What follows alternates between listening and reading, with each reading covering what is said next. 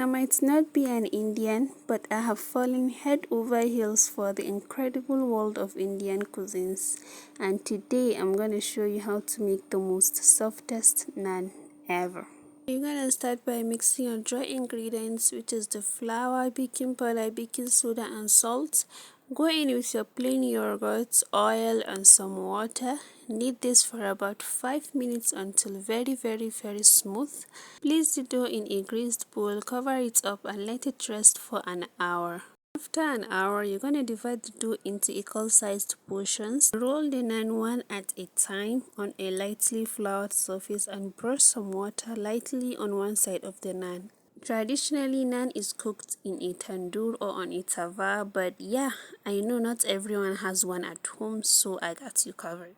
I'm using the back of my baking pan for the tandoor method and a heavy pan for the tawa method.